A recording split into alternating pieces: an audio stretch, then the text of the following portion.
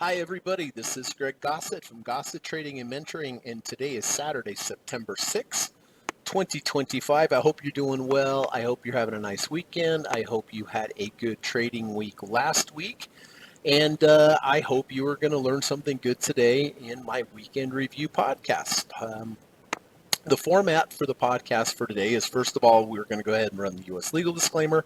Secondly, we're going to come back. We're going to take a look at all the trades, all the positions that I made last week. We are going to talk about when I entered the trade, why I entered the trade, what the setup was, what the confluences were, um, how I'm going to position size, how I'm going to place my emergency stop, where my end of bar stop is, how I'm going to take partial profits if the market moves in the direction that I want it to, and then ultimately how I am going to exit the trade. So we'll talk about when I entered, why I entered, and the most important, how I am going to manage the trade going forward in the future. So last week, interesting kind of week for me. I had some good trades. I had some losing trades, but then again, that's trading, right?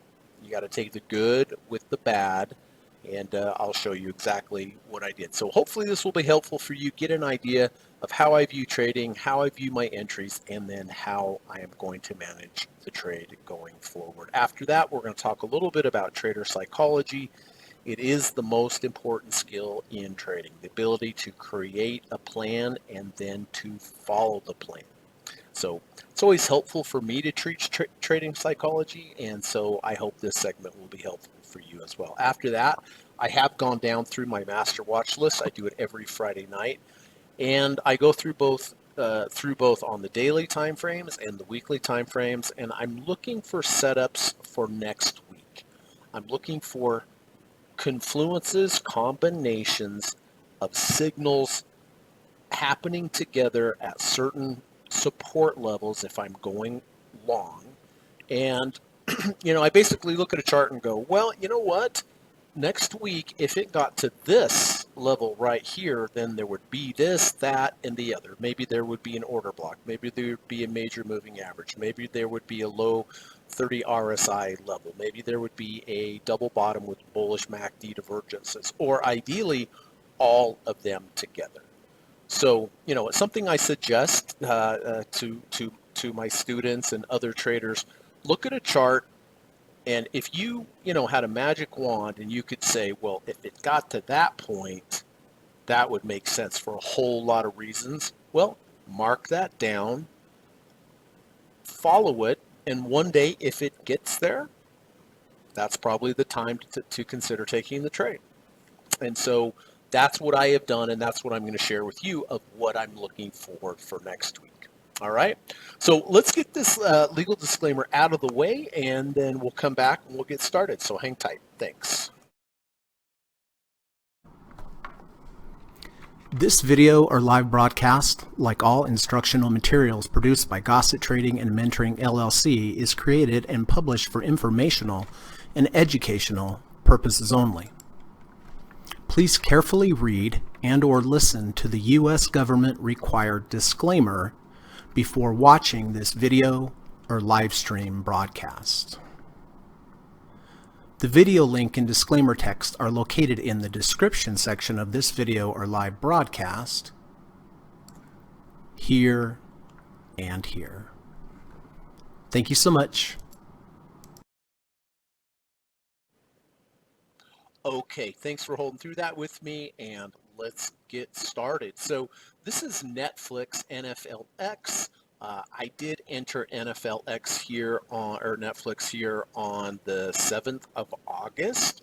And this particular trade is what is called a bullish order block. So what is a bullish order block? Well, let me take you back here to the 29th of May. A bullish order block is when we have a swing low that's followed by a swing high, that's followed by a lower swing low, and then that first swing high is taken out, or in other words, price goes through that.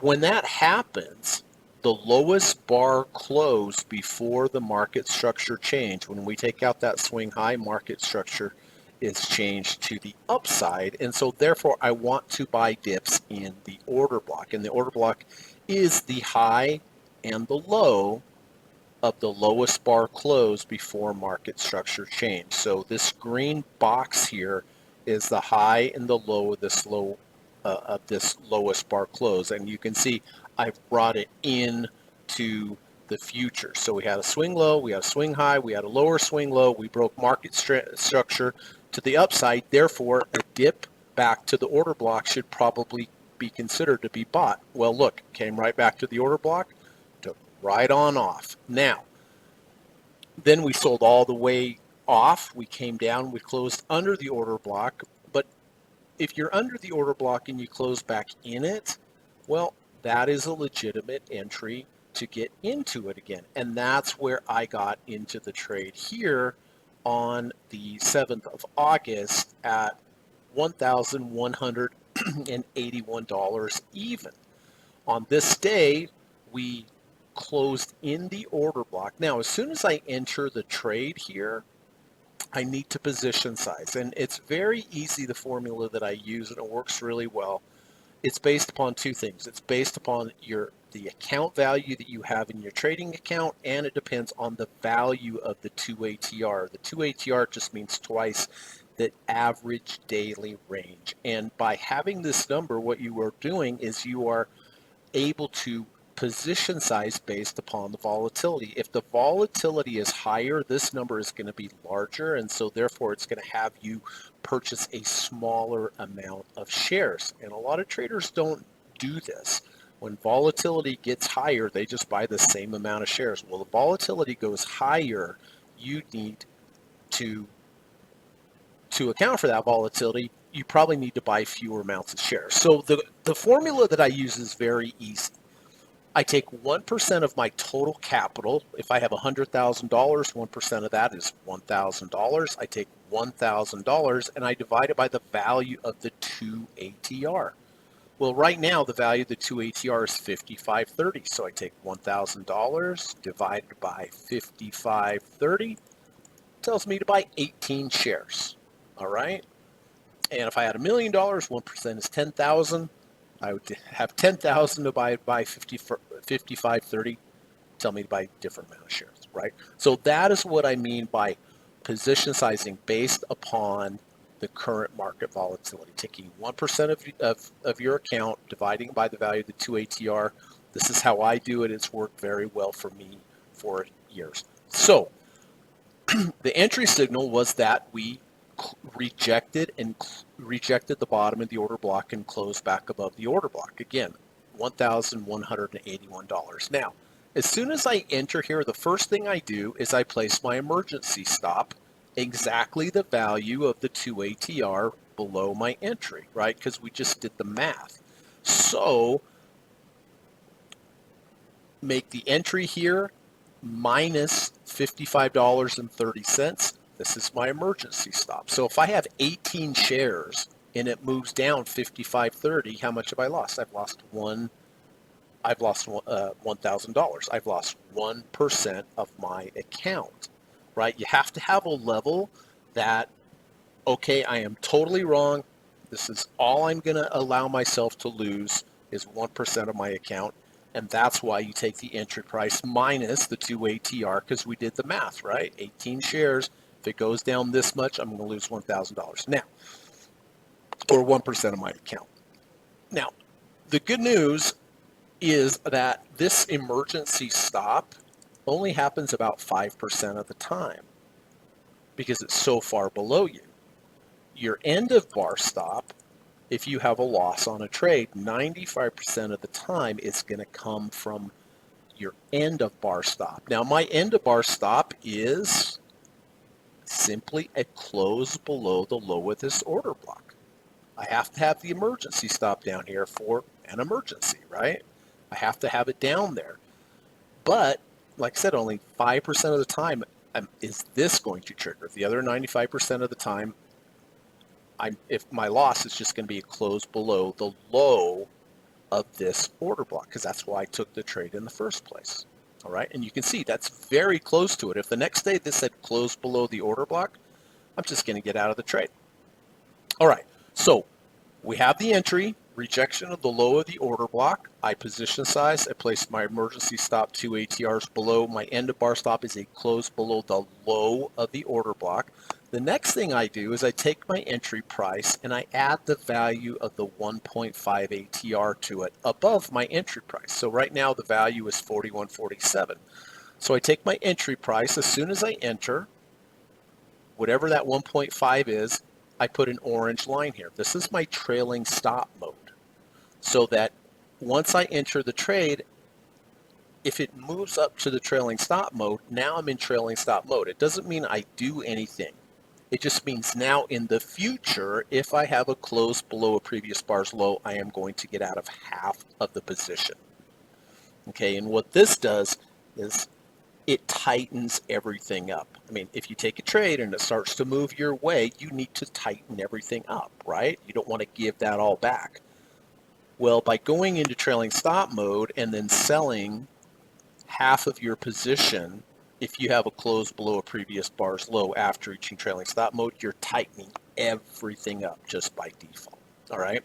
So I placed my 1.5 ATR emergency, or my 1.5 ATR trailing stop level, 1.5 ATRs above. So now everything we've talked about so far with position sizing, with your emergency stop, with your end of bar stop, going into trailing stop mode, these are all defensive moves. If something goes against me, I need to take action because it's going against me. But I like to also play offense in my trading, not just defense. And the way that I do that is I take partial profits each day if the market that I'm trading moves a certain distance from its previous day's close. So I'm in Netflix right now. All I do is I take the closing price of the day. Right now it's 1243.82. It's closing price on Friday. And then I look at the value of the 0.45 ATR. The value of the 0.45 ATR right now is 1244. So I just add these two together. The closing price plus the value of the 0.45 ATR is 1243.82 plus 1244. And this is my first profit target for Monday, 1256.26. And if it gets there, I will sell 10% of however many shares I go into the day with. If I go into the day with 20 shares, I'm going to sell 2, right? Now, I do this 3 times. So this is my first profit target. I take my first profit target, add the value of the 0.45 to it again, 1244. First profit target plus 1244. My second profit target for Monday is 1268.70. If it gets there, then of course I'm just going to sell another 10%, right? If I had 20 shares, 2% at the first, 2 shares at the first profit target, 2 shares at the second, and then I do it one more time. I take the second profit target, add the value of the 0.45 to it again, 12.44. That is my third profit target. And I place 3 profit targets every day. Now, if the stock goes down on that day, I don't hit any profit targets. Maybe it goes up a little, I hit 1. Great. I'm scaling out. I'm reducing my position size. I'm locking in profits. The market can't take those away from me.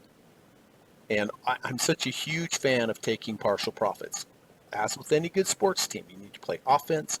You need to play defense.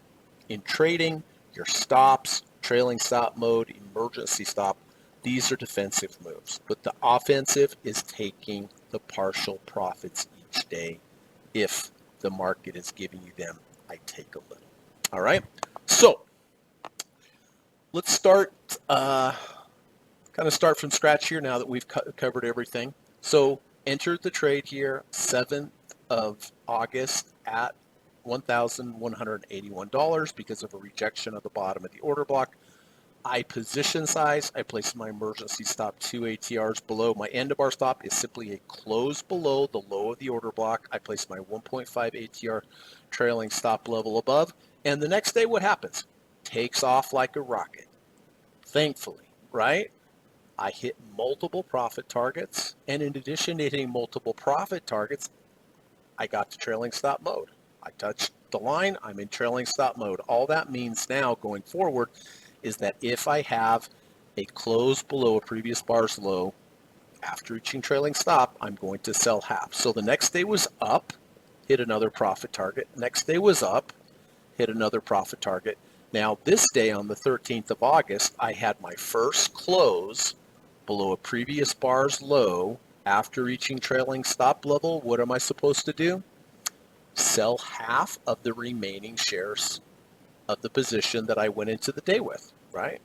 So I sold half of the remaining shares that I had on this day with the close below previous bar's low after reaching trailing stop for a gain of 1.94%.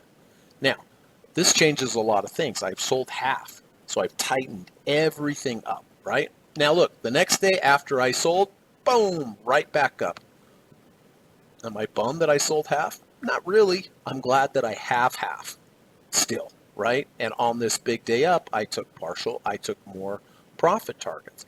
And then we kind of moved up a little bit, not much, and then we kind of went sideways, had a few profit targets here. And then this week we started to head back down, but look, we never closed below the low of the order block, so I kept the trade. Here had a profit target Thursday, had some massive profit targets, had 2 profit targets on this day. And then Friday we had a bit of a reversal. So currently this particular trade with the remaining shares that I have doing quite well, up 5.05% on the bullish order block trade. Let's go to Adobe, ADBE. Adobe, I did buy Adobe back on the 12th of August. Same kind of trade, the same kind of trade as Netflix. Order block. You can see here's the green order block. This order block happened in the past. And so on this particular day, we went under the low of the order block during the day and then closed back above the order block. That's a legitimate rejection of the bottom of the order block. That is a primary entry signal. Now, I also had some secondary entry signals here as well. I had a V1. A V1 consists of 2 bars, bar 1, bar 2. Bar 2 goes under bar 1's low, closes above bar 1's close.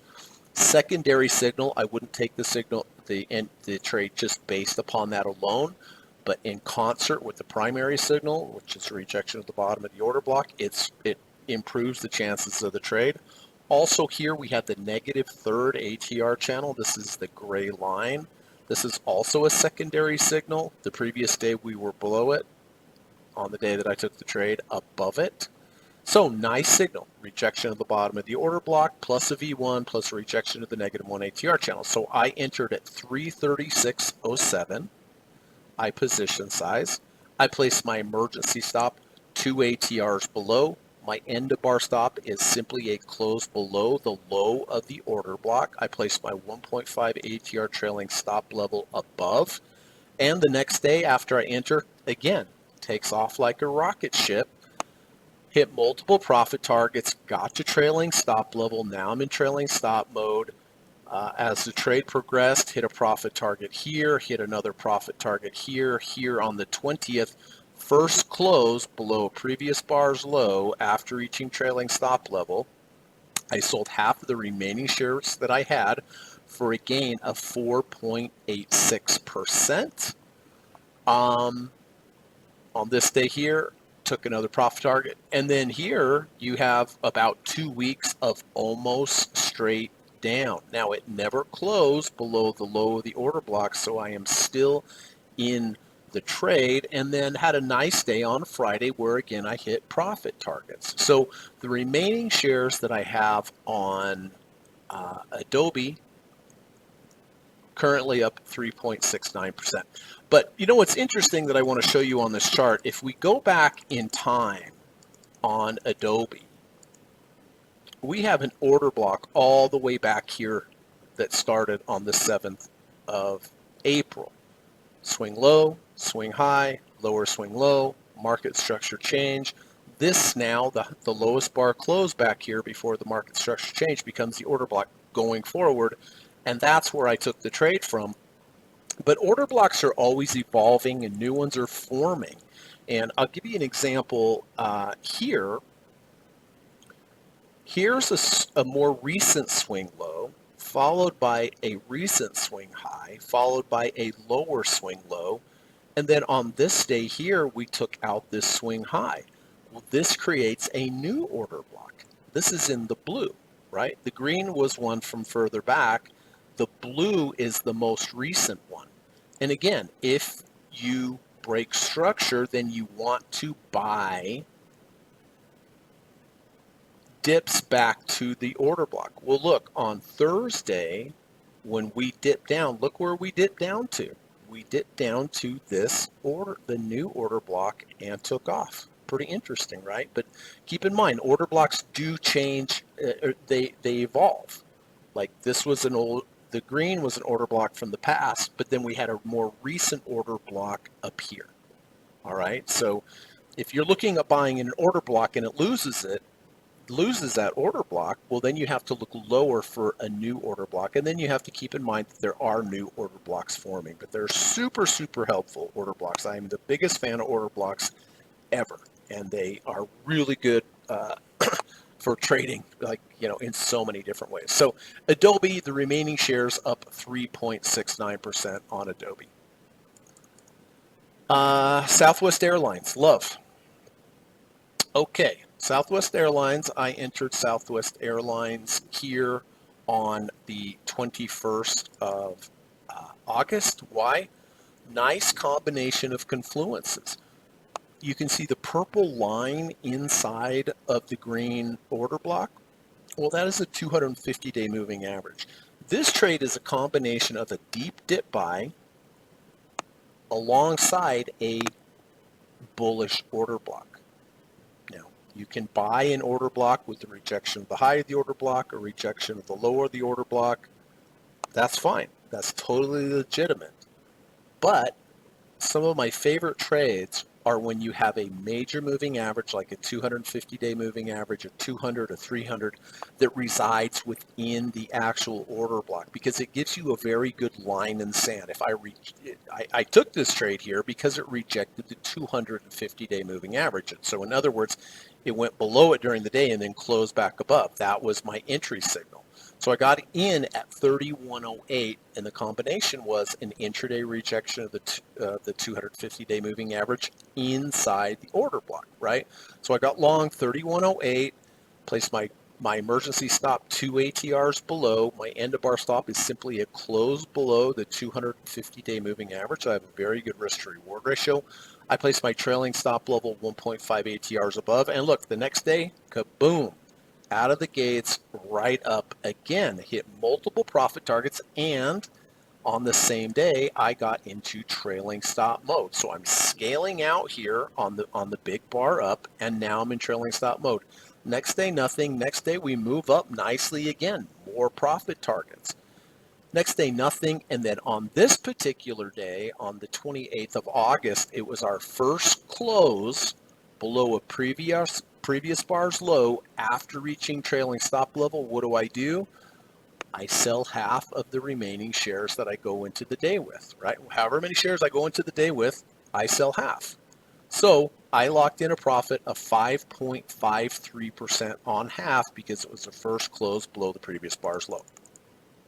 Now, next day we do nothing. Next day we're down. Next day we're up. But again, because I do the daily intraday profit targets, I hit 2 profit targets on this day while it was near its high before it was rejected. And then Thursday we were down, and Friday we were down. But you know what's interesting? I'm still in the trade. Why? Well, remember, I took the trade because of the rejection of the 250-day moving average. Thursday, intraday, we got to the 250 but closed back above it. That's the only thing that kept me in the trade. And then Friday here, actually I did hit a profit target, but because it was much higher than where it actually closed. So any move up, I took some profits, but you can see I'm very close to my end of bar stop. Monday, if it closes below, I'm simply out, right? But it's interesting how it stopped right at that major level, right? Because when I take a rejection of the 250-day moving average, it means it closed above the 250-day moving average. So I have support below, and you can see the 250 did hold as support. But you see how important it is now, the profits that I took when the market gave them to me. Do you see how important it is going into trailing stop mode that I sold half the position way up here going into trailing stop mode? So the remaining shares on Love up a little, not much, up 0.96%, but still decent, right? Because we made a lot more up here, and we got a dividend as well. Got 18% or 18 cents, excuse me, on the dividend as well. So the remaining shares on Love up 0.96%. Okay, Etsy is a trade. ETSY. Etsy is a trade that I took on Thursday. Why? Well, this is an order block, everybody. It's a green box that was created here, back here on the 30th of June. And on the particular day that I bought it, we went into the order block during the day, and then we closed back above it. That is a rejection of the high of the order block. In addition to that, and that's the primary reason, the primary signal. But I also had a secondary signal. The secondary signal was at V1. Bar 1 here, bar 2 here, bar 2 goes below or washes out bar 1's low, closes above bar 1's close. And by the way, if you want to learn more about V1s, V2s, just go to my YouTube channel. I have a video there that explains in detail V1s, V2s. So this V1 helps add bonus points to the probability of the trade. But again, I wouldn't take the trade just based upon the V1. You have to have a primary entry signal, but the primary entry signal was a rejection of the high of the order block. The secondary signal, the V1, again, it's just kind of a confirming signal. So I got long here on Thursday at 52.22. I position size. I placed my emergency stop 2 ATRs below, as always. My end of bar stop is just going to be a close below the low of this order block right here, about 49.57. So as soon as I enter, obviously I place the emergency stop, know where my end of bar stop is, close below the lower of the order block, and then orange line is my trailing stop level. I put it 1.5 ATRs above my entry. So we are not there yet, right?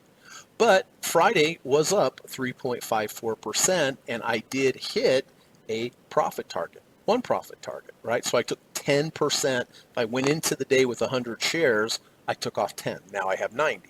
So tomorrow, instead of selling 10, 10, and 10, I'll sell 9, 9, and 9, right? Because it's 10% of however many shares you go into the day with. So this trade has started off well, pretty dang nice, and up 3.4% on the trade. Again, this is a order block, top of the order block rejection, and a V1 on top of it as the secondary signal.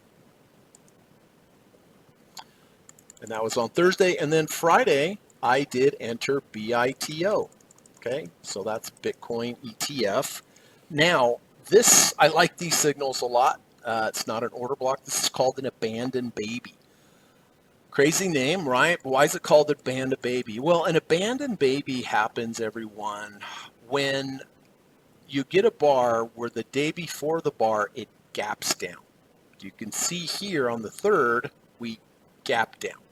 So overnight, whatever the news was about Bitcoin it was not bullish, it was bearish, and so it gapped down.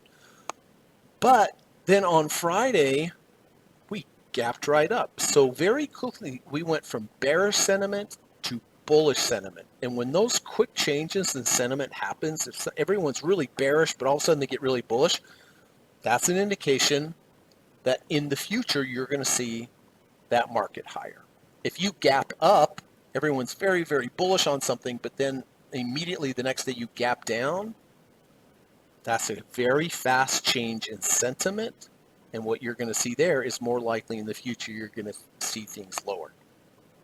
So that's what happened on Thursday. On Thursday, I guess on Wednesday, we gapped down to Thursday. And then Friday, we gapped up from Thursday. So gap down, gap up, leaves this bar kind of hanging in space. And that is why it is called an abandoned baby. So when this happens, there are different ways you can enter. But what I have found is when abandoned baby forms, and right, so Thursday's the abandoned baby. But what I have found is when the abandoned baby forms, the high of the abandoned baby is a very strong support level. So the reason I entered on Friday was we gap down, we gap up. Yes, I mean, as soon as it opened in the morning, I knew there was a abandoned baby. But I like to see the price, as it often does when it gaps up, it comes back and tests the high of the baby. And it tested it and closed back above. So that is my entry signal. Now, when I do abandoned babies or island reversals, this is the one strategy where I do not take partial profits, where I do not have end of bar stops and so forth. This one's very, very simple. I place a 2 ATR stop, or in other words, an emergency stop below, but then I place a profit target 4 ATRs above. So here, the 2 ATR is 113, so I'm risking 113 is my total loss on the trade. But my total gain is twice that. It's 226 above. So I'm risking 2 to make 4. And that's proper risk to reward ratio when trading. If I'm right, I'm going to make twice as much as if I'm wrong. But the thing is, with these abandoned babies, in my experience, about 70% of the time, I'm going to be right. 30% of the time, I'm going to be wrong. So 70% of the time, I can expect, in my experience, to make twice as much as when I'm wrong. Pretty good odds, right? Pretty good odds. So, but again, 30% of the time I'm going to lose, but I'm only going to lose 2 ATRs. The majority of the time I'm going to make 4 ATRs, right? And this could change. This is just my experience, in my 30 years of trading experience. But that's a pretty good proposition. If you have a signal that is right more times than it's not, and when it's right, you make more money than when you're wrong. So that's it. I have a 2 ATR stop. I have a 4 ATR profit target. They're both in the system. It's an OCO order. And eventually one of these two is going to hit, either the loss or the gain. And I don't really have to do anything with it. So it's kind of a set it and forget it. And so I just entered that totally even on the day, or on the trade. Okay, let's go to the close trades. So this week I had more daily losing trades that I had to close out. But listen, everybody, it's just part of trading. If you know when you're trading correctly, when you're staying in your winners and you've been in those for days or weeks or months.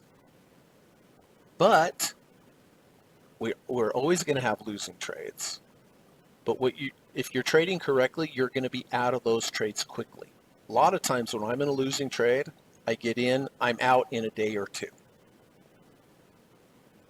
And you want to be very impatient with your losers, and you want to be very patient with your winners. So here is Microsoft. Microsoft started off okay. I entered Microsoft here on the 26th of August with the rejection of the bottom of the order block at 502.10. The next day, so I placed my emergency stop here, and the end of our stops closed below the order block.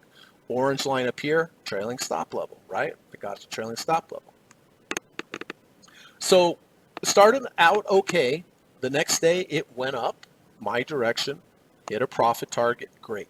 Reduce the risk, right? Next day up again, took more profit targets off. which you can see because it ended up down here. I'm really glad I did. I locked those profit targets in, and any reversal is going to be mitigated because I took those off. And then we moved down, and then we moved down, but we never closed below the low of the order block. Then we kind of went up, then we kind of went up. Friday actually started up and then had a huge reversal. Big bar down on Microsoft. What did I do? Have to get out, right? That was my plan. My rules are it rejected the bottom of the order block. That's a good sign.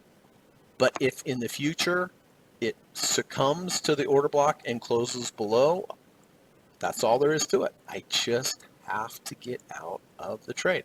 So on the remaining shares, I lost 1.45%, right? Red line down here, remember what that is? Emergency stop.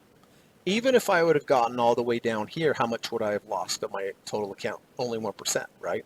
And this wasn't even halfway to that. So that kind of puts it, I hope that kind of puts it in perspective. But it was a legitimate trade. I followed the rules. Was it a profitable trade? No. Was it a good trade? Yes. It was a good trade because I had a plan and I followed the plan and executed. That makes it a good trade, even though I didn't make money. There are certain trades where you'll make money on that were a bad trade, right? But I want to make money on good trades, right? So this, to me, this was a good trade because I followed my rules and got out with the close of the order block. So on this one, a loss of 1.45%. CRM is Salesforce. I entered Salesforce here on the 22nd of August. Why? Well, this strategy is called a higher low V2. I love these setups. Don't get them a lot lately, but I do get them. Now, let me bring your attention to the two green lines here. This green line and this green line. Anywhere between these green lines, inside the green lines, is what is called the value zone. And value zone is a very important place to buy and to keep and set trades up from. So the first requirement for a higher low V1 or V2 is that we need to close below the low of the value zone. Well, clearly here, we close below the low of the value zone. The second requirement is we need to come into the value zone, which we did. The third requirement is we then need to pull back and form either a V1 or a V2. Well, this is a V2 right here. It's a V2 because you have bar 1 here. Bar 2 goes below bar 1's low. Bar 3 closes above bar 1's close. Remember, I talked about V1s earlier. V1s consist of 2 bars. V2s consist of 3 bars. And again, if you want to learn more about them, just go to my YouTube channel, watch the V1, V2 video lesson. So again, we have to close below the order block. Close below the value zone. We have to go into the value zone, which we did. We have to pull back. And then we have to create a V1 or a V2. Well, here you go. Here's your V2. Bar 1, bar 2, bar 3. 2 goes below bar 1's low. 3 closes above bar 1's close. Now, the reason they're called higher low V1s or V2s in the value zone is because look at the low here of the washout bar. Is this low higher than this low? Definitely. Higher low entries are always better than lower entries. They're more likely to trend. So I got in 247.90. I position size. I placed my emergency stop 2 ATRs below. Now on a higher low V1 or V2, my end of bar stop is simply a close below halfway of the washout bar, or bar number 2. Another way to say it is just a close below halfway of bar 2's midpoint. Here's bar 2. We have the low, we have the high. Halfway is right there. So in the future, had it closed below here, I simply would have been out. And again, I have my trailing stop level 1.5 ATRs above. So I took the trade here, 247.90. Next day it was down a little. Next day it was down. But do you see how we tested halfway of this bar? Had it closed below, I would have been out. But it didn't close below, it hung in there, as it often does. Next day, up, profit targets. Next day, up, profit targets. Next day, up. got to trailing stop level. The next day after that, we had our first close below a previous bar's low after reaching trailing stop level. What do? I take off half the position. Was a gain of 2.12%. And then the next day I got out of the entire position. Why? Because after the bell were earnings. I don't hold my trades through earnings. So I got out for the second half for a gain of 3.32. And look what happened on earnings. It went down, right? I didn't know it was going to go down. It could have gone up just as easily as it could have gone down. But holding through earnings is a very good way to put yourself in a position to potentially lose a lot of money quickly. Or you can make a lot of money quickly, but I don't care about that. The only thing that I'm focusing on, how do I avoid losing a lot of money quickly? And the way to do that is not hold through earnings. So half the shares sold for a gain of 2.12%, and the remaining shares a gain of 3.32%. So not a bad trade there. AMD, boy, this was a nasty trade for me, really. I got into AMD here on the 2nd of September. Really good setup. Rejection of the bottom of the order block and a rejection of the 50-day moving average, the gray line. I got in 161.40. I position size correctly. I placed my emergency stop 2 ATRs below. My end of bar stop was simply a close below this 50-day moving average, the gray line. The next day, kind of unchanged. Thursday, it went below during the day, but then it closed back above, kept me in the trade. It had this close below the 50, I would have been out. But I followed the rules, it kept me in, and then we had a big sell-off on AMD on Friday. Obviously, it closed below the 50-day moving average. It closed below the order block, and I had to get out, take a loss of 6.93%. Pretty big loss. But remember, my emergency stop down here, the red line, the way I position size, had it got to the even further down to the red line, how much would I have lost? 1%. So this was about a 0.75% of my account loss, not a 6.93%. But just goes to show you, this was a very good setup with a very good theoretical risk to reward, but things happen, right? And we had this big down move. So a loss of 6.93% on AMD. Okay, Boeing. Boeing, you know, I talk a lot about order blocks, and you usually see the green boxes. Those are bullish order blocks. Well, there's also such thing as a bearish order block. And a bearish order block starts with a swing high, followed by a swing low, followed by a higher swing high, and then a close below the swing low, which changes market structure to the downside. If you're changing market structure to the downside, I want to look to short rallies back to the bearish order block. Well, look what happened here. We got right back to the order block and failed, and we went down. Now, this one's kind of a frustrating trade because I got short on BA here on the 28th of August at 236.11 in a short position. So I position size, I placed my emergency stop 2 ATRs above. My end of bar stop was simply a close here above the order block at 236.63. Well, the next day it went up, but closed below the order block, kept me in the trade. And then this day here on the 2nd, it closed above my end of bar stop. It was a small loss. It was 0.55%, so just a little over 0.5% on the trade. I got out of the trade. Look, as soon as I got out, down.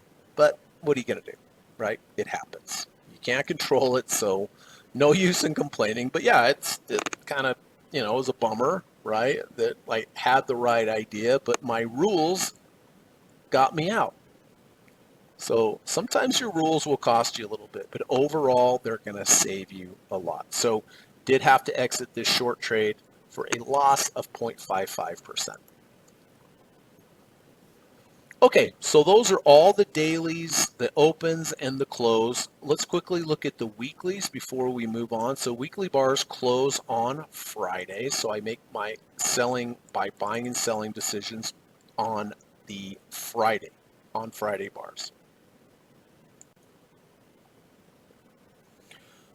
Okay, so this is XLV. This was a trade that if you watch this podcast, you saw me wait for this trade for months. I saw what I wanted to buy. I saw the bullish order block, the green block below, and I saw the 300-day moving average running inside the middle. Again, these are some of my favorite trades. It's a combination of a deep dip buy, 200-day moving average, or a 200 moving average, 250, 300, and a under 30, over 30, those are RSI, or I'm sorry, those are deep dip buy signals. But this one was a combination of a deep dip buy signal with a bullish order block signal. And the two combined are, I think, the strongest trading setup than in my 30 years I've ever experienced. That's why I'm such a big fan of them. So I was waiting for either some kind of rejection of the 300-day moving average inside the bullish order block. Well, that happened on the 8th of August. At the end of the week on Friday, you can see it had rejected the 300-day moving average, and it had rejected the top of the order block. So I entered $130.07. I position size. I place my emergency stop 2 ATRs below. My end of bar stop is simply a close below the 300-week moving average. I placed my trailing stop level 1.5 ATRs above. So after I bought, took off again like a rocket ship. And it's amazing how many times when you buy these deep dip buy order block signals, when they signal, that you'll take right off. I've showed you several, right, that they just take right off. And so we had this big week up where I hit multiple profit targets, right, selling into strength. Next week, up again, another profit target, and now I'm in trailing stop mode. Doesn't mean I do anything. It just means now in the future, if I have a close below a previous bar's low, I will sell half. I'm in trailing stop mode, but we have not had a close below previous bar's low, so I have done nothing. So the remaining shares on XLV up nice, up 5.7%. Next week, if we close below last week's low, I'm going to sell half, right? If it continues to move up, I will continue to take profit targets if it moves the value of 0.45 ATRs from this bar's close. This bar's close 137.90. What's the 0.45 ATR? 213. So I just add those together, 137.90 plus 213, whatever that comes out to be. That's my first weekly profit target for next week. Now, if we get into the 65 RSI level, right now we're at 5160. If we get into the 65 or higher RSI level, now I have other rules that come into play as far as getting out of additional shares and ultimately getting out of the trade, okay? But don't know yet. I don't know what's going to happen, but I have to know exactly what I'm going to do regardless of what the market does. So I have my plans. I have my if-then statements. If it does this, I'm going to do that. If it does that, I'm going to do this, right?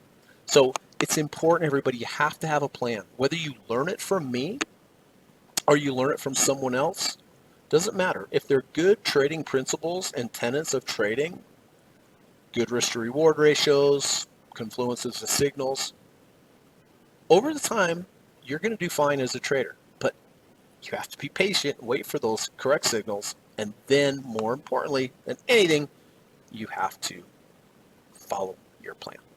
So XLV remaining shares up 5.7%. UUP is the dollar on the weekly.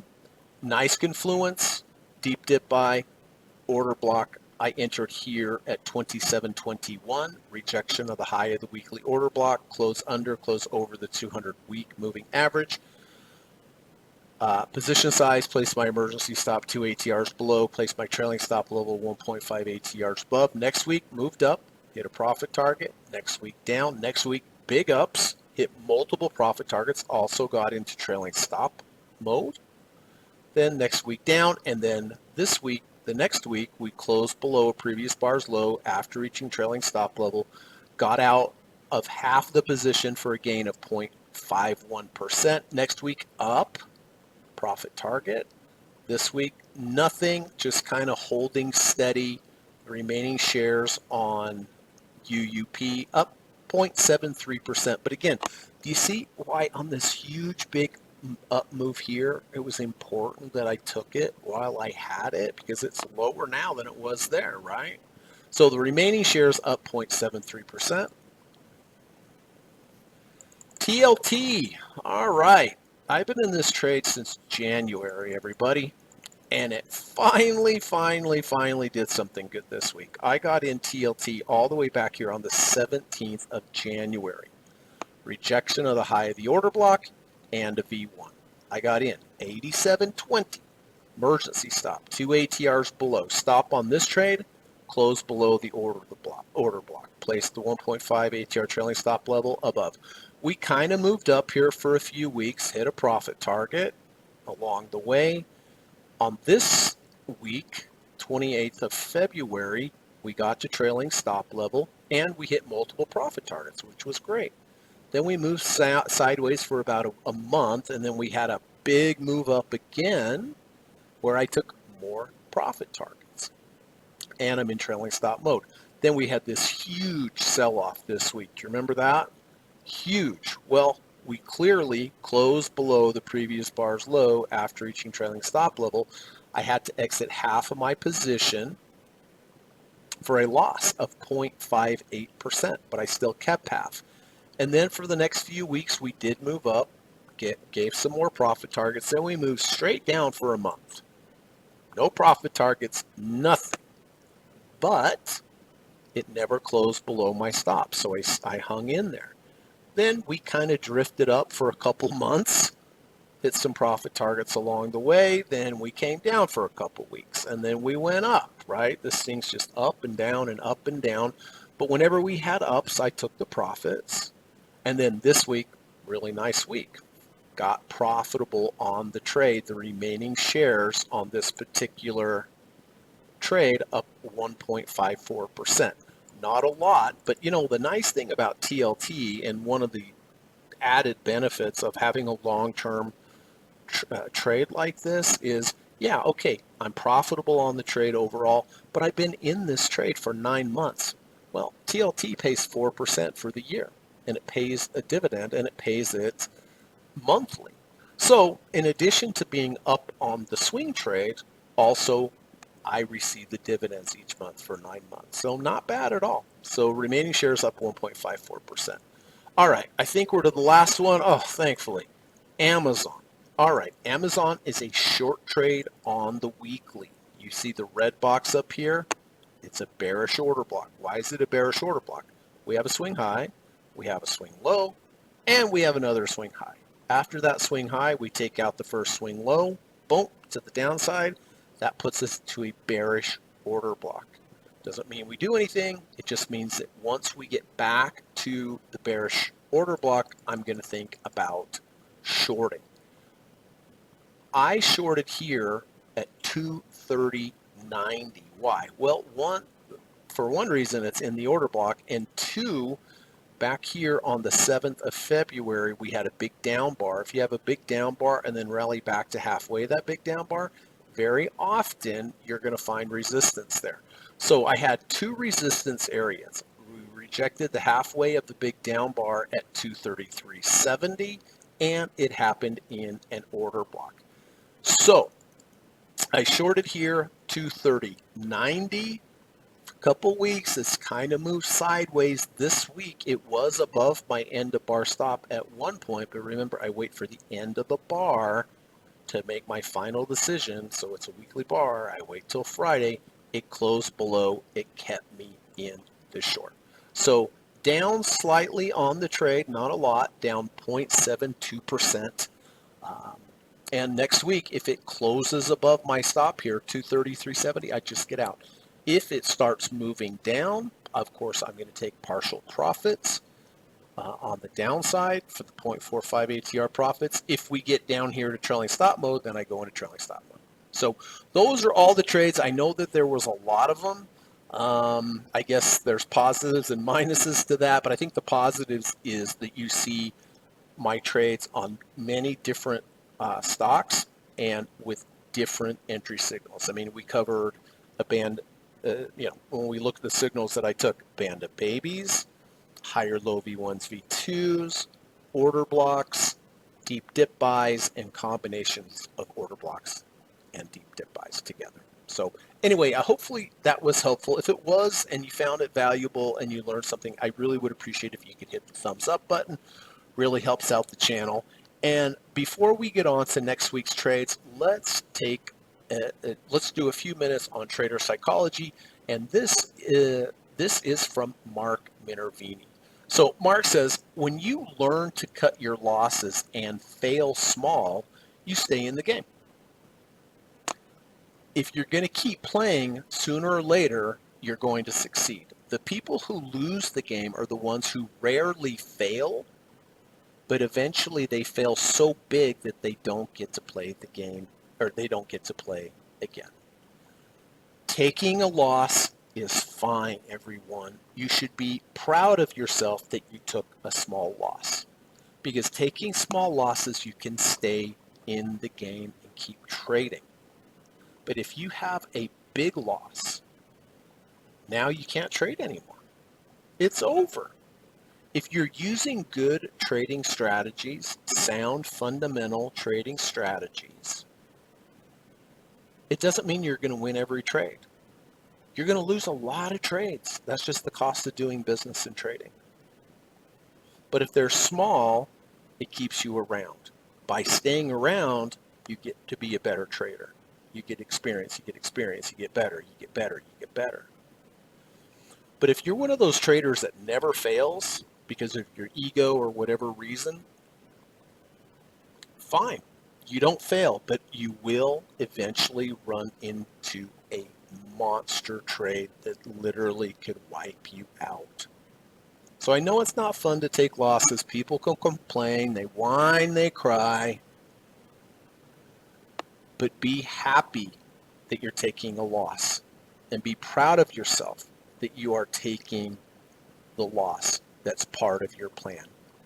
Any trade that you make, even if it's a loss, if you follow the plan, that was a good trade. And I'm proud of you for doing that, and be proud of yourself for doing that. But again, overall, the people that are going to lose money and have a very difficult time in trading are the ones that never, ever take losses. They don't ever want to fail. Sooner or later, that big trade's coming. So one more time. When you learn to cut your losses and fail small, you stay in the game. If you get to keep playing, sooner or later, you're going to succeed. You're going to figure stuff out. The people who lose the game are the ones who rarely fail, but eventually fail so big that they don't get to play again. So go ahead, take your small losses. Don't cry about it.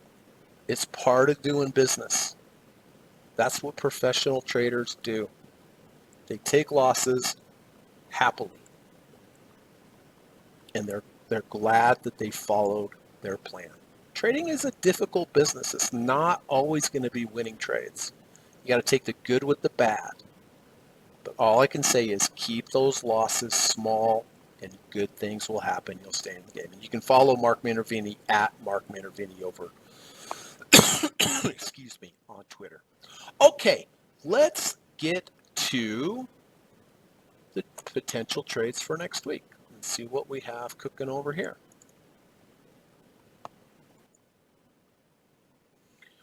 Okay, so these are the potentially daily trades for next week. Now, I have nine symbols here, 9 candidates for next week. Now, it's theoretically possible that Monday, all 9 of these could trigger. Does that mean I'm going to take all 9 trades? No. I have a rule in my trading that even if I have 10 legitimate candidates, I'm only going to take 1. So out of those 10, I have to narrow down 10 good ones to the best one. And I only take the best trade of the day or the best trade of the week, even if I have many, many candidates. So how do I do that? Well, I have to look at many things. I have to look at how many confluences of signals were there. Were there maybe one stock has one entry signal? Maybe the other stock has two entry signals. Maybe the third stock has three entry signals. Obviously, I'm going to pick the one that has three instead of one. What's the risk to reward? Maybe there's tons of entry signals, but the risk to reward's not so good. I have to factor that in. I have to look at big picture things like are there bullish divergences? Are there RSI divergences? Are there ATR divergences? I have to factor that into the equation. I have to look at higher time frames. What are things looking like on a higher time frame? If I'm trading on the daily, I need to look to the weekly. Maybe there's some kind of support on the weekly that I didn't see, or that one stock has that other stocks don't have, right? So the devil's in the details. And, from all the years that I've been trading, every new day that I trade, I realize how important you have to take everything into the equation, right? Listen, this is what I teach my students, and I do teach a 20-hour one-on-one course, 10 sessions. Each session is 2 hours. I've taught people from all over the world, from absolute beginners all the way up to the hedge fund level and everywhere in between. I love to teach. I love to see my students grasp the concepts, and I love to see them become successful traders. And in my course, I teach all the different trading strategies that I use. I teach the rules step by step. And in the course, I teach you the strategies, but then we have a lot of back and forth. We do a lot of simulation trading so that you can prove to me that you understand what I'm teaching you. But like I said, it's 20 hours, which we're going to spend a lot of time together, but I'll teach you everything that I know. And I promise you, by the time you are done with this course, you are going to be a much better trader and have a skill that you can use the rest of your life. So if you're interested, my email is in the link of the YouTube video. Just send me an email. We can get the conversation started. I promise you it's worth every penny. It's $2,000, but it's worth every penny from what you're going to learn and the skills that you're going to have moving forward. So I'd love to have you as a student. Just email me and we can get the conversation started. And one additional thing, of course, I teach the one-on-one course, the 20-hour course. But yes, it is $2,000, right? It's definitely an investment. But I have one alternative. I have a really good course where I teach the deep dip buy stock trading strategy on udemy.com. That's a video course. It's not me.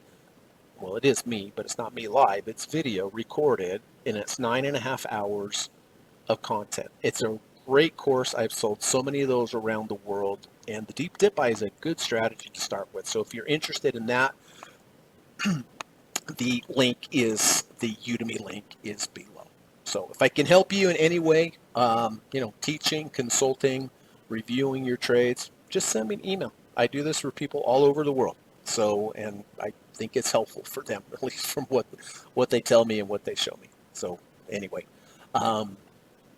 let's start with Salesforce here. So Salesforce CRM. Okay, I was just in Salesforce, right? Higher low V2 long position. I got out because of earnings. Well, earnings missed. Obviously, we went down. But now I have a bearish order block above in the red box. Why is this a bearish order block? Well, we have a swing high, followed by a swing low, followed by a higher swing high, and a big move down would change market structure to the downside. If I change market structure to the downside, then the highest up bar close before market structure becomes the shortable area. That's why I've highlighted the high and the low in the red. Boom, in the future. What I'm really keying off of is this 50-day moving average above us, the gray line. Next week, if we continue up and we reject that 50-day moving average to the downside, which means we touch it and close below, or we go above it and close below, that is a rejection of the 50-day moving average in addition inside a bearish order block. Now, does it mean it has to go straight down? No. But the rejection of that 50-day moving average gives me a very good risk to reward ratio, which is really all you have in trading, right? If it stays below, I stay short. If it closes above, I get out. That's it. But I'm not just randomly shorting the 50-day moving average. I'm shorting inside a bearish order block, so it improves my odds. So CRM, next week, I am looking for a rejection of the 50-day moving average inside the bearish order block for a potential short. Okay. INDA. Okay. INDA, we talked about on BITO, the abandoned baby, right? Well, look, we have an abandoned baby on India here on the 29th. We gapped down, so the news was horrible overnight, gap down. But yet the very next day, boom, we gap up. So we very quickly went from bearish sentiment to bullish sentiment. And like I said, when that happens, more times than not, you look in the future, you're going to be higher.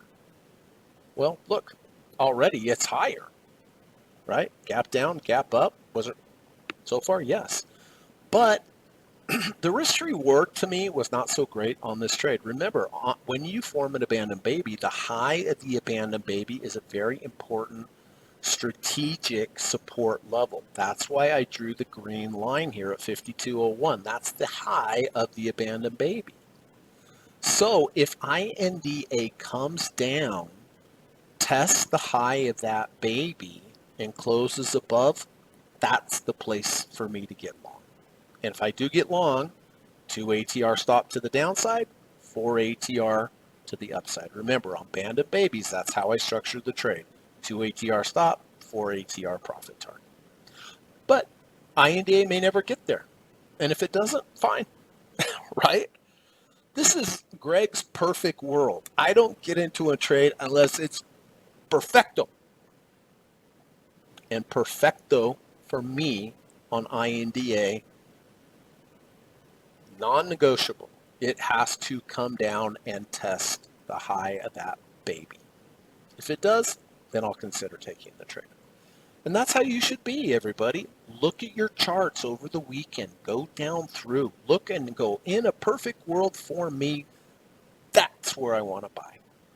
Mark it down, write it down, watch it. If it gets there, consider taking the trade. If it doesn't get there, then it wasn't ideal. Don't take the trade. That's my best advice. So if we go down, reject the high of the baby, 52.01, I'll consider getting long INDA. Coca-Cola. All right, I've been talking about Coca-Cola for a while, just hasn't got there.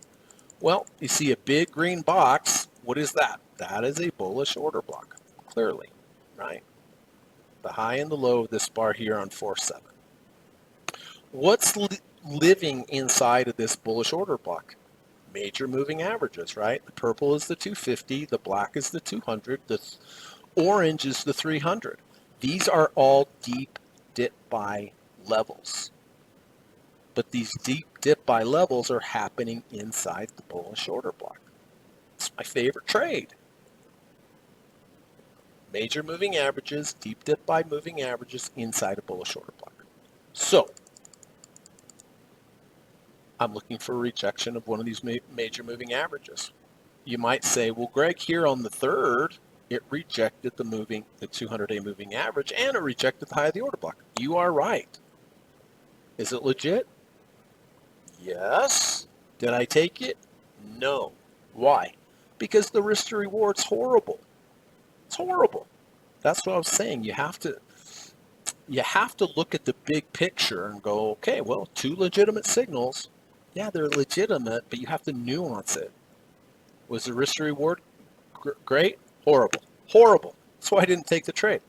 Now, here we're closer to the 200, the 250. So ideally next week, what I want to see is a little bounce at the 200 or intraday rejection of the 200. Then I'll consider taking the trade, because then I'm much, much closer to my end of our stop than I would be up here 3 days ago, right? So Anyway, moving forward next week, if we reject the 200, I'll consider it. If we reject the 250, I'll consider it. Even if we go lower to the 300, I'll consider it. Ideally, it goes to the 300. I want to buy as low as I can, really, as long as it's still a legitimate signal. So that's what I'm waiting for on Coke. Lockheed Martin. This is one of those trades where nobody wanted it. Now everyone wants it. Look at this. See the order block below us? See the green? Well, where did it bounce? In the order block. I have a student of mine, Steven, that took this trade in the order block. Took it right here. Great trade. V1, rejection of the order block. I didn't take the trade, but look at that. Great stinking trade. Really great. Congratulations, Steven. I know he's out of the trade. I think he phased out of the trade, but that was a really good trade. Just goes to show you the power of those order block areas. Okay, well, now we are getting back into a bearish order block. Why bearish? Well, if you look over here, swing high, swing low, higher swing high, clear market structure change to the downside. Therefore, the highest up bar close before the change in market structure to the downside is the order block. The high of the order block is 471.32. The low is 464.61. So there's no moving average inside this order block. So what am I going to key off of? Well, this is kind of an interesting one. Right now we're at 69.26 RSI. When you get to the 70 RSI level, the majority of the time that is about where you're going to stop going up. So next week, what I am looking for, ideally on this particular trade, would be a rejection of the 70 RSI inside the order block. So maybe Monday it goes up, gets above 70, but yet closes below 70, and that happens inside the bearish order block. That's when I could take the short trade. Where would my end of bar stop be? Just to close back above the 70, right? That's how I'm going to do it, or consider doing it. So next week, if it goes up, rejects the 70, at the end of the day closes under the 70, I'd consider taking the short trade in the bearish order block. My end of bar stop would just be then another subsequent close above the 70 RSI. Meta, META. Well, Meta, of course, went to the moon. We've eventually moved our way back down here, and we have a new order block formed. Why? Swing low, swing high, lower swing low. Thursday, we changed market structure to the upside. Therefore, I want to buy dips back into the order block. Well, this bar here on the 2nd of September, this big up bar, I'm looking at halfway of the big up bar, because if you have a big up bar and you pull back to halfway, there's some inherent support there. So just that fact alone, decent, but that happens inside the bullish order block. So really, I am going to be watching Meta carefully for a potential entry. But really what I'm looking for, ideally, is a rejection of 728 inside the bullish order block. It's a rejection of 728 so that it tests it, close back above, and then that 728 would be my end of our stop. Now, if we continue lower and we reject the bottom of the order block, I could also consider getting in there as well.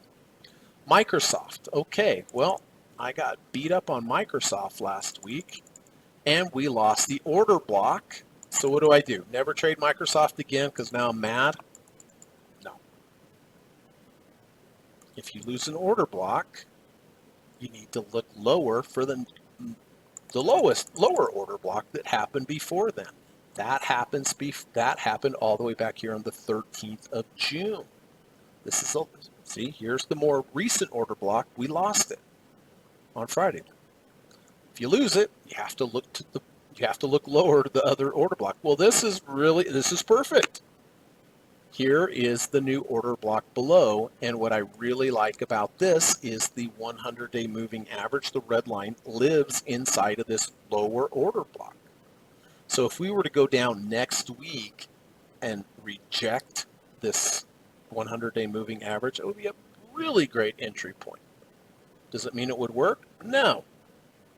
But what it means is I have a good line in the sand to key and structure my trade-off. So really what I'm looking for on Microsoft is a rejection next week of 474.64. Still 20 points below, but could certainly get there. If it doesn't get there, fine, I don't take the trade. Pfizer. All right. Pfizer, I am looking for rejection of this 200. I mean, one of the options, I'm looking for rejection of this 200-day moving average, the black line. There's not an order block, so why am I looking at it? Well, I talked about this last week. There's an interesting concept that plays over and over and over, is that when you have a golden cross, and golden cross is when the 50-day moving average crosses over the 200-day moving average, the black line. When you have the 50 crossing over to 200, the first pullback to the 200 after that cross happens is a very high probability trade.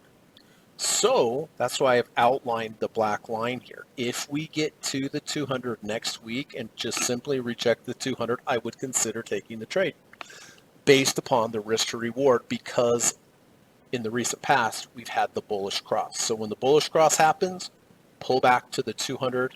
The first pullback to the 200 is a very high probability trade. If that is not successful and we go lower, well, now we have an order block down here with a 100-day moving average inside the order block. That would also be a very good signal. If the 200 doesn't hold and we go lower, a rejection of that 100-day moving average in the order block, and that is about 23.73. Okay, WES, Western Midstream. Been talking about this for several weeks, just haven't got the trade. Just goes to show you though, right? Look at the chart, say ideally this is what I want to happen. I've been talking about ideally on WES for 3 weeks, but what I ideally wanted didn't happen, so I didn't do anything. But what I'm looking for is a rejection of the 250-day moving average or the 300-day moving average. That's the purple line, the 250. The orange line is the 300. This is a deep dip buy / bullish order block setup. So that's what I'm looking for. I needed to go lower, either reject the 200 or the 250 or the 300. Then I structure my trade based upon those moving averages, and if I lose them, I simply get out. Those are my lines in the sand. All right, last but not least, Walmart. All right, I've talked about Walmart over the last few weeks. I wanted to buy Walmart when it got down here into the order block, but ideally I was looking for a pullback into the order block and a rejection of the 200 in the order block. Well, look at this. We got right almost to the penny to the top of the order block. That's where it bounced. Not surprising. Happens a lot, but I wanted to be more specific than that. I wanted the 200 inside the order block, but I didn't quite get it, right? So moving forward, of course, if in the future we come back down to and reject the 208 moving average inside the order block, certainly I would consider getting long there. However, I am also looking at potentially getting short now up here in this blue box. Why? Well, this is a bearish order block. That's why. And so if in the future Walmart does go up, rejects the bottom of this order block at like 102.86 or the high of the order block 104.18, I would consider getting short there. And interesting, this is a more recent bearish order block inside of a bigger long-term order block, which is the red. All right, so anyway, that's what I'm looking for. Go lower, reject the 200 in the bullish order block, get long. Go higher, reject the more recent order block, bearish order block, and the high of that's 104.09, the low is 102.87. So who knows if it will even get there, but those are the two levels that I'm looking at. So listen, everybody, I hope you found this helpful. If you did, again, I appreciate if you could hit the thumbs up button or subscribe. If you have any comments or questions about anything I mentioned in the podcast today, put them in the comment section. I'll do my very best to get to them. and answer your questions. I hope you have a good rest of your weekend. Like I said, I would love to become your your teacher, have you as my student, teach you everything I know in my 20-hour one-on-one course. All you have to do is send me an email to get that conversation started. All right. But thanks so much. God willing, I will see you next week. Please be careful with trading. Always follow your rules, everybody. Would make the world a better place. And speaking of that, if you could also try to do one nice thing for another human being every day, really, it would make the world a better place. If you could also try to do one nice thing for an animal each day, if you could find that in your heart, they appreciate acts of kindness just like we do, right? Just good thing to do, right? We want people to treat us nicely. Let's treat people nicely. And if you could do that for animals, that would be great as well. So thank you so much, everybody, for being here. Appreciate it. Enjoy the rest of your weekend. And like I said, God willing, I will see you next week. Take care, everyone. Bye-bye.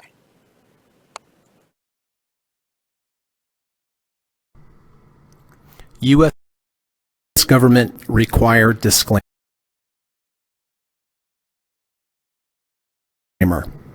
Stock, options, futures, and forex trading is not appropriate for everyone. While there is a potential for large rewards, there is also a substantial risk of loss associated with trading. The material in this video or live broadcast is not geared towards any particular individual or to any particular financial situation and is not intended to meet the particular investment objectives of any viewer. This video or live broadcast, like all instructional materials produced by Gossett Trading and Mentoring LLC, is created and published for informational and educational purposes only.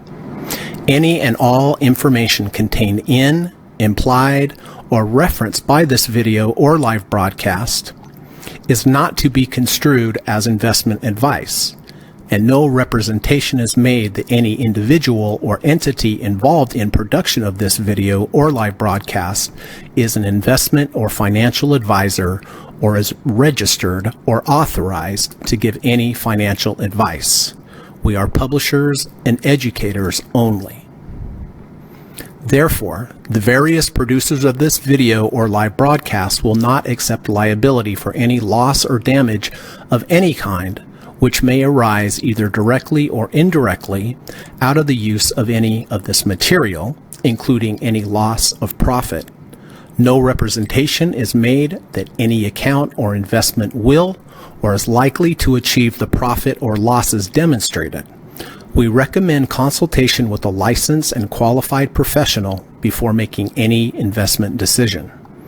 This video or live broadcast is not to be construed as an offer to buy or sell any security, financial instrument, or financial product of any kind. Notice is hereby given that any individual or entity involved in production of this video or live broadcast or their clients may have an interest in any security, financial instrument, or financial product mentioned or referenced. Any simulated or hypothetical performance result depicted does not represent actual trading and therefore may under or overcompensate for the impact of various market factors such as lack of liquidity. Thank you.